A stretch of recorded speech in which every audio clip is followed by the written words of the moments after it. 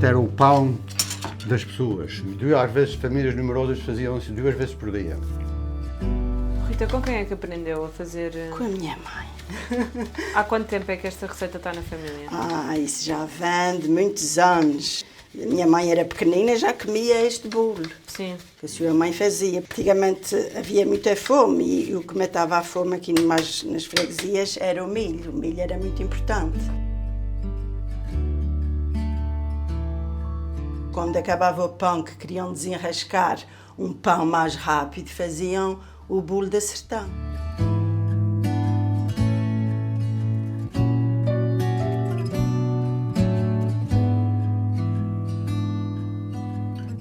Então agora vamos escaldar a farinha, é Vamos isso? escaldar a farinha, exatamente.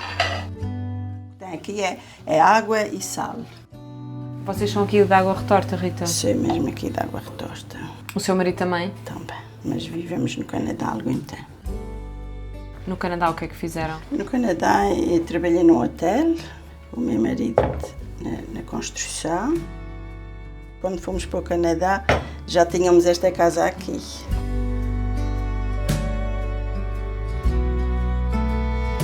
Estamos do Canadá em 2003 e quis recuperar isto e consegui aqui ainda na aldeia, alguns são velhotes que ainda estavam a fazer milho dos 6 anos passados. E comecei com essa semente, que é esta semente de hoje, de 20 e tal anos depois. Isto agora tem que arrefecer. E portanto aqui está um milho de cada qualidade, não é? Aí está o milho de cada qualidade, está o branco e está o amarelo. Eu gosto do amarelo. O amarelo acho que ainda é mais doce do que o branco. O milho é tudo aproveitado. As vacas comiam aquela folha, aquela espiga que se tira do milho. Certo. As pessoas comiam o grão. O carrilho era para usar para lenha. E antigamente usavam também para outra coisa. Sabe o que é? Para limpar o rabo. A sério? A sério, havia aquelas retretes, tinham que se desenrascar de alguma maneira. Isto é o fermento, que esta é a farinha branca, esta que eu uso para fazer o meu pão de milho. É um fermento caseiro que está aqui já há muitos anos na freguesia. Toda a gente tem o seu fermento.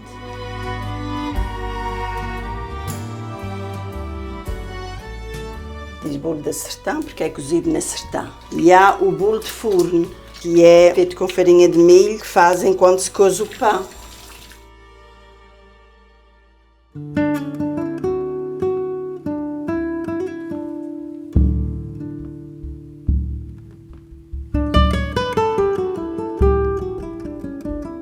Havia muitas pessoas que ainda faziam o milho tradicional. Neste momento, se calhar há umas 5 ou 6 ou menos que estão a fazer ainda este milho tradicional. O João António, que é colaborador do dono disto, voluntariou-se para também fazer um serviço à freguesia, porque ele não está ganhando praticamente nada com isso, mas é o gosto por isto, é um amor à tradição. Quando as pessoas têm milho, então o João António vai buscar o senhor à fazenda do Nordeste e daqui a bocado vai levar lá e ele vai fazer serviço aqui.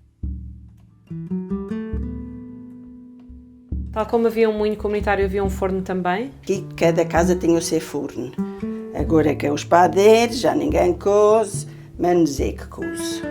Porque eu prefiro o meu pão do que o pão de padeiro. Com certeza. Isto aproveita-se tudo, que isso dá muito trabalho, o milho. Claro. Depois que isso é semeado, depois é sachado, depois é barbado, depois é apanhado, depois é pendurado ali com a folha e tudo, para ele secar. A gente recebe o subsídio, porque o subsídio é que neste momento suporta o lucro principal da lavoura. E esta freguesia não precisava de subsídio. Nos anos 70, logo antes de 25 de Abril, isto era totalmente autossustentável. E fazia uma agricultura biológica, que é mesmo uma agricultura biológica. Por exemplo, esse milho não levou adubo nenhum. Depois ramões e favas, que é o que se fazia antigamente. Depois cortava os tramões e as favas ainda verdes, incorporava-se no solo e aquilo é que era a adubagem para o milho. Não havia adubos aqui na freguesia. O próprio sistema de agrícola que mantém isto tudo a funcionar. É um ecossistema, não é? Em que É um ecossistema. Tudo é aproveitado.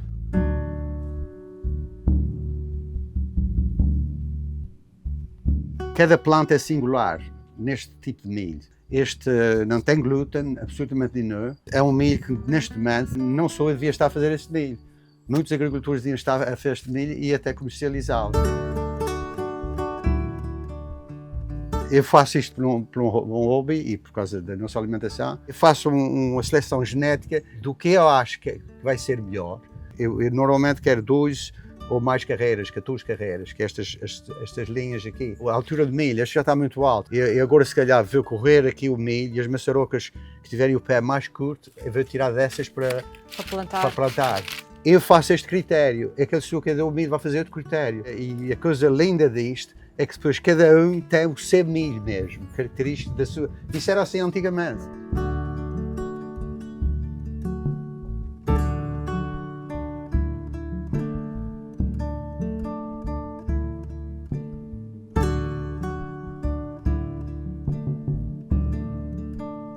Por as mãos que já arrefeci, tenho que começar a amassar e ele fica com liga, porque o escaldamento é que lhe dá a liga.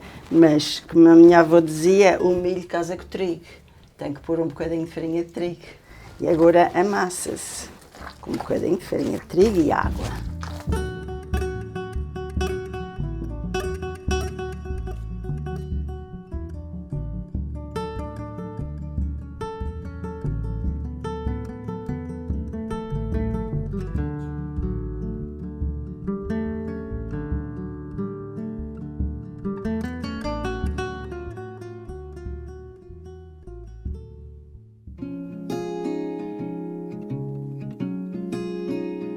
Então, e os pés de torresmo? Aprendeu com ela também? Sim, por causa para a semana vamos meter um bolo que eu já tenho aqui, olha, para aquecer para a gente comer com o bolo. Maravilha. Por exemplo, quando se mata o porco, faz-se o chouriço, os torresmos brancos e há aquela carne que tem mais uma gordurazinha, que não é tão boa para chouriço. E então a gente faz aqui, chama o molho de fígado, que leva o fígado de porco e leva aquelas carnes mais gordurosas. No fundo da panela sempre faz que a gente diz um lotinho daquela quantidade de carnes e é que faz este molho.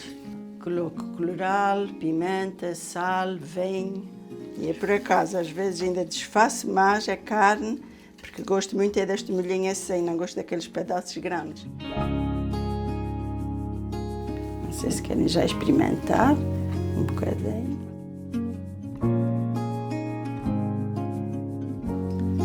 Tirando e pondo no bolo.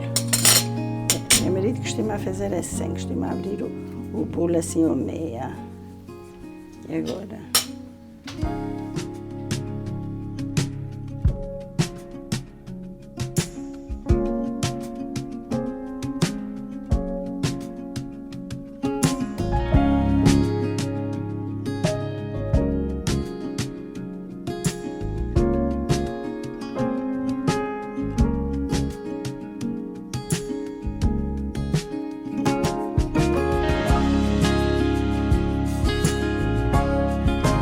Que mensagem é que quer deixar às gerações mais novas? E acho que os jovens estão demasiado ligados às novas comunicações que muitas vezes não estão a dizer a verdade e não estão a falar sobre a realidade.